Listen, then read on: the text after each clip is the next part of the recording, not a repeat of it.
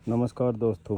यदि अपन बात करें नेचुरल फार्मिंग की, वाइल्ड फार्मिंग की, तो आज मैं आपको दिखाता हूँ नेचुरल फार्मिंग। जो जापान के माइक्रोलॉजिस्ट थे, जो काफ़ी बड़े एग्रीकल्चर के मैं साइकोलॉजिस्ट मानता हूँ, उन्होंने बहुत अच्छा लिखा है और एक्सपेरिमेंट किया है। आप उनको पढ़ सकते हो। हार्वर्ड्स हैं इंग्लैंड के, उन्होंने भी काफ़ी अच्छा लिखा है, आप उसको पढ़ सकते हो। उनमें से कुछ प्रचार सुभाष पालेकर जी ने भी इंडिया में किया है, नेचुरल फार्मिंग जीरो बजट के नाम से। लेकिन जीरो बजट कुछ होता नहीं है, इसमें भी बहुत मेहनत करते हैं। जीरो बजट इसलिए है कि आपको फार्मिंग करने के लिए मशीन नहीं चाहिए जोतने के लिए, उसको सीड्स आप अपने उगाओ, इसलिए कि मार्केट से आपको कुछ लेके नहीं आना, अपने घर की चीज़ उगाओ, इसलिए जीरो बजट फार्मिंग नाम उन्होंने दिया है। तो मासाओ फुकाको ने काफ़ी अच्छा लिखा है। उन्होंने नेचुरल फार्मिंग के लिए ये कहा कि आपको कुछ भी नहीं करना। उन्होंने कुछ भी नहीं करना वो इस संदर्भ में कहा है कि नेचर अपने आप ग्रो करती है, नेचर अपने आप पेड़ों को पौधों को उगाती है। अब आपको कुछ नहीं करने का मतलब ये नहीं है कि आपको वहाँ जाना ही नहीं है। आपको कुछ ये करना है कि आपको जो फसलें उगानी हैं, जो फसल आपको लेनी है, जो पेड़ पौधे आपको रखने हैं, वो आप रखें। जिस फसल को आप चाहते हो कि ये फसल ग्रो करे, उसके सीड्स आपको लगाने हैं। अब वो सीड्स आप लगाते हो, उसके बीज आप लगाते हो, तो उसके लिए आपको बहुत ज़्यादा मेहनत करने की ज़रूरत नहीं है। तो उन्होंने कहा है कि अपन बीजों को यदि ऐसे ही स्प्रेड कर दें, ऐसे ही फेंक दें ज़मीन में, तो वो ज़मीन के ऊपर जो वाष्पा बनता है, जिसको अपन जलवायु कहते हैं, जल प्लस वायु और मिट्टी, उससे एक वाष्पा बनता है, उससे ही वो ग्रो होने शुरू हो जाते हैं और उनकी रूट्स, उनकी जड़ें ज़मीन में अपने आप चली जाती हैं। जैसे ये मेरा ही खेत है, 2 बीघा के अंदर मैं करता हूँ कई सालों से। इसमें ट्रैक्टर और किसी को जुताई नहीं करता हूँ, स्प्रेड करता हूँ और फिर मल्चिंग करता हूँ। ये मल्चिंग देख सकते हो, इस मल्चिंग के नीचे माइक्रो ऑर्गेनिज्म डेवलप होते हैं। इसमें काफ़ी केंचुए हैं नीचे, ये देखो, ये केंचुए, ये मिट्टी के केंचुए हैं। ये बारिश के मौसम में इतने ज़्यादा निकलते हैं कि पूरी मिट्टी ज़मीन ऊपर से काली काली दिखने लग जाती है। ये मल्चिंग है, इसी के नीचे ये मल्चिंग मैंने जब ये बाजरा उगाया था तब ये मल्चिंग मैंने की थी। जो इसमें पहले जई थी पशुओं के लिए चारा, उस जो जई बच गई थी उससे मैंने इसको ढक दिया था। और इस बाजरे की कटाई भी पशुओं के लिए उगाया है, इसको भी 3-4 बार कटिंग कर चुके हैं। तो आपको करना क्या है नेचुरल फार्मिंग की, कि नेचुरल फार्मिंग को आपको जो भी फसल चाहिए उसके सीड आपको लगाने हैं। अब आपके सीड लगाने हैं, उनके लिए मतलब सॉइल की कंडीशन कैसी है, वो आपको, आपकी सॉइल की नेचर कैसी है, सॉइल की सैंडी सॉइल है, ब्लैक कॉटन सॉइल है, बेंटोनाइट सॉइल है या ग्रेवल सॉइल है, उसके हिसाब से आपको देखना पड़ेगा। यदि मैं जिस क्षेत्र में रहता हूँ वहाँ सैंडी सॉइल है, सैंडी सॉइल से दिक्कत क्या है, बालू मिट्टी है, उसमें पानी बहुत जल्दी ड्रेन आउट हो जाता है। पानी जल्दी ड्रेन आउट होने के कारण जो वाष्पा बनता है वो 1 या 2 दिन तक ही बनता है। तो 1-2 दिन बनता है, जिससे बीज जैसे ही अंकुरित होता है तो उसको वाष्पा बनना बंद हो जाता है और वो डेड होना शुरू हो जाता है। तो इसके लिए या तो मेरे को कंटिन्यू उसमें 1-2 दिन से फिर पानी चाहिए। यदि पानी नहीं है तो मैं कुछ बीज को डेप्थ में डालूंगा, जहाँ तक वो ड्रेन आउट होते होते 2-3 इंच में 5-7 दिन लग जाएंगे। 5-7 दिन में वो ग्रो होके अपनी जड़ों को जैसे जैसे पानी ड्रेन होगा वैसे वैसे नीचे लेके चला जाएगा और ग्रो कर जाएगा।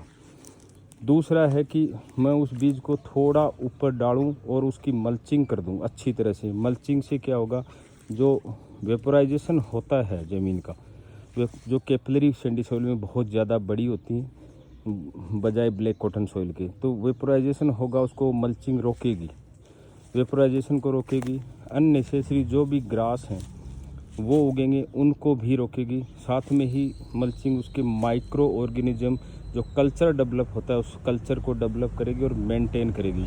और माइक्रो ऑर्गेनिज्म यदि आपने उसको कवर कर रखा है, मल्चिंग कर रखी है, तभी वो काम करते हैं। यदि वो नंगी है ज़मीन, ऊपर से डायरेक्ट सनलाइट उसके ऊपर गिरती है, तो माइक्रो ऑर्गेनिज्म टॉप सरफेस पे काम नहीं करते हैं, वो 1-2 फीट नीचे काम करते हैं। वहाँ तक फसल की रूट जाने में टाइम लगता है, इसलिए वो धीरे ग्रो करती है।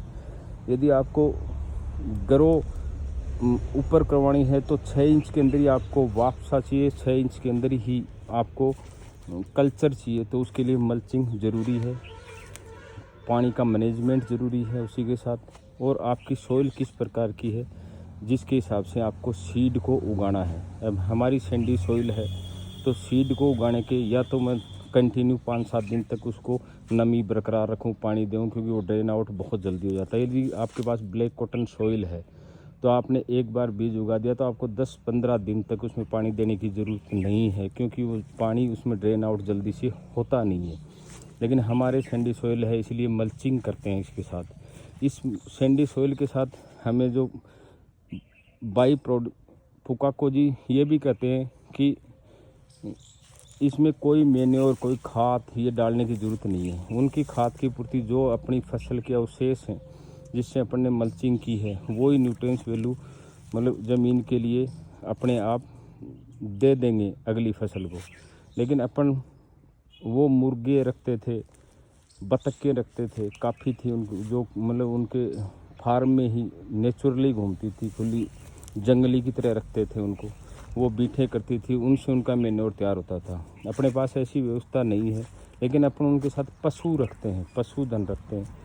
पशुधन को भी अपन फीड के रूप में ये हरा चारा है, ये घास है, ये ही खिलाते हैं। तो जब इनका गोबर आता है तो वो गोबर अपने को इस ज़मीन में डालना चाहिए। उसके मेन रीज़न ये है कि जो गोबर 2 काम करता है। एक तो अपनी सॉइल की कार्बन वैल्यू और न्यूट्रिएंट्स तो बढ़ाता ही है, उसी के साथ वो मतलब इसको दोमट मिट्टी बनाता है, इसके साथ मिक्स होता है। मिक्स मिट्टी के साथ मिक्स होगा तो वो जो अपनी वाष्पीकरण है, जो सैंडी सॉइल जल्दी ड्रेन होती है, उनकी कैपिलरी हैं, वो उन कैपिलरियों की विड्थ कम कर देगा, उसके साथ मिक्स हो जाएगा तो जल्दी अपना पानी ड्रेन आउट नहीं होगा। और वो माइक्रो ऑर्गेनिज्म के लिए एक अच्छा भोजन है जो उसको वो डिकम्पोज करते रहेंगे। एक वो भी एक तरह से एक मल्चिंग ही है, मल्चिंग की तरह ही वो काम करता है, तो इसलिए अपने को वो डालना चाहिए। दूसरा, वाइल्ड फार्मिंग और नेचुरल फार्मिंग। जैसे वाइल्ड फार्मिंग और नेचुरल फार्मिंग कोई बहुत दूर दूर की अलग अलग चीज़ें नहीं है, ये एक ही चीज़ है। जैसे वाइल्ड फार्मिंग की बात करें तो ये खेजड़ी के पेड़ हैं, ये अपने आप ही ग्रो हुए हैं, तो मैंने नहीं उगाए। ये नीम का पेड़ है, ये अपने आप ही ग्रो हुआ है, ये मैंने नहीं उगाया है। मैं आपको दिखाता हूँ, ये 1-2 साल, ये कड्डी पत्ता है, ये अपने आप ही ग्रो हुआ है। ये नीम का पेड़ है, ये भी अपने आप ही ग्रो हुआ है। अब की बार देखो ये सहतूत हैं, ये सहतूत बड़े हो चुके हैं। अब मेरे को इसमें से कौन से पेड़ चाहिए, इसे घास है, ये सब अपने आप उगा है। ये नीम का पेड़ देखो, ये नीम का पेड़ अब उगा, इतना बड़ा हो गया इसी बारिश में। अब मेरे को ये है कि ये वाइल्ड फार्मिंग है। वाइल्ड मतलब यहाँ पे इन पेड़ों पे जो बड़े हो गए उन पे पक्षी आते हैं, वो अपनी बीठों में इनके बीज ट्रांसपोर्ट करके लाते हैं। वो सहतूत भी खाते हैं, वो नीम की निमोड़ी भी खाते हैं, और जब ये बीट करते हैं तो इसके माध्यम से ज़मीन पे वो गिरते हैं, और वो जैसे ही बारिश का सीज़न आता है उनको इन्वायरमेंट मिलता है तो वो ग्रो कर जाते हैं। वो वाइल्ड फार्मिंग है, मतलब आपको जंगली खेती हो अपने आप हो रही है, आप कुछ नहीं कर रहे। अब अपने को उसको नेचुरली फार्मिंग में कन्वर्ट करना है, क्योंकि अपने को भी उसमें से भोजन चाहिए। तो अपने हिसाब से अपन देखेंगे कि ये पेड़ अपने को रखने हैं कि नहीं रखने हैं, ये घास अपने को रखने हैं कि नहीं रखने हैं, अपने को इसमें कौन से घास हैं जो उगाने हैं वो उगने चाहिए, और कौन से घास, कौन सी फसल है जो अपने को चाहिए वो उसके सीड अपने इस घास के साथ डालेंगे कि अपने को वो चाहिए। तो वो अपनी नेचुरल फार्मिंग है, वो अपना नेचुरल फार्मिंग का तरीका है। इसमें कोई केमिकल, पेस्टिसाइड और बहुत ज़्यादा कुछ करने की इसमें ज़रूरत नहीं है। लेकिन इसमें मेहनत ये है कि ये घास आपको खुद को ही उखाड़ना पड़ेगा, खुद आपको स्पीड करना पड़ेगा, कटिंग भी इनकी फसल की करनी पड़ेगी, उनको निकालना भी पड़ेगा। अब जैसे इसके अंदर मैं आपको दिखाता हूँ, इसमें दूब घास है, कुछ जगह पे दूब घास है। ये दूब घास है, ये मल्चिंग से भी नहीं रुकता, ये बहुत हार्ड वुड होता है। ये मतलब अपनी जड़ और इनके ऊपर बीज लगते हैं, दोनों से फैलता है और ये दूसरे घास को नहीं उगने देता। लेकिन ये पूरी जो न्यूट्रिएंट्स वैल्यू है इस ज़मीन की जो पैदा हुई, केंचुए तो इसके नीचे काम करते हैं। ये देखो माइक्रोजन की जो केंचुए की वो पड़ी हैं, निकाली हुई मिट्टी को प्रोसेस किया हुआ, जो गोल गोल दाने दिख रहे हैं आपको, ये देखो। लेकिन ये क्या है कि ज़्यादा खतरनाक है ये फसल को, जैसे इसमें बहुत ही फसल डेंस होनी चाहिए थी इसमें, लेकिन ये दूब ने इसको कवर कर लिया और कम फसल है जो ऊपर बाहर आई है पशुओं के लिए, क्योंकि मैंने इसको चारे के लिए डाली थी तो डेंस डाली थी। दूसरा एक घास है मोथा घास। मोथा घास भी मल्चिंग या किसी से रुकता नहीं है और ये दोनों ही मतलब फसल के लिए इसको कंट्रोल करना आसान नहीं है। ये देखो ये दूब घास है, इसको कंट्रोल करना आसान, इसको आजकल तो केमिकल इसके आ गए हैं स्पीड इसको डालने के लिए, लेकिन मैं डालता नहीं हूँ। ये है मोथा घास, ये देखो ये मोथा घास, ये भी बीज और जड़ दोनों से फैलता है। ये आप कैसी भी मल्चिंग कर दो, कोई मल्चिंग से रुकता नहीं है। तो इसको आपको मैनुअली, यदि आप नेचुरली फार्मिंग करते हो, केमिकल पे नहीं जाते हो, तो आपको मैनुअली इसको निकालना पड़ेगा। बीज डालने से पहले इसको कंट्रोल करना पड़ेगा।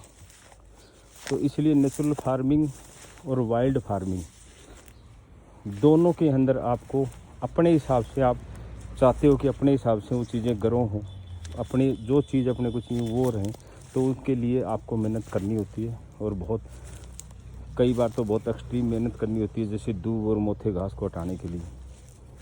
तो दोस्तों ये है छोटा सा एक टॉपिक बताया आपको नेचुरल फार्मिंग का। ये बहुत बड़ा वाइड है, आप धीरे धीरे इसको करोगे, सीखोगे, तब आपको समझ में आएगा कि कैसे कल्चर डेवलप होते हैं, कैसे माइक्रो ऑर्गेनिज्म काम करते हैं, कैसे फसल ग्रो करती है, मिट्टी की कंडीशन कैसी है, मिट्टी कौन सी है, उसका क्लासिफिकेशन कैसे है, उसको अपन कैसे यूटिलाइज कर सकते हैं, उसमें वाटर का मैनेजमेंट कैसे कर सकते हैं, कब उसको मतलब कौन सी फसल को पानी चाहिए, कितना पानी चाहिए, वो आप धीरे धीरे करोगे तो सीख जाओगे आप। Thank you.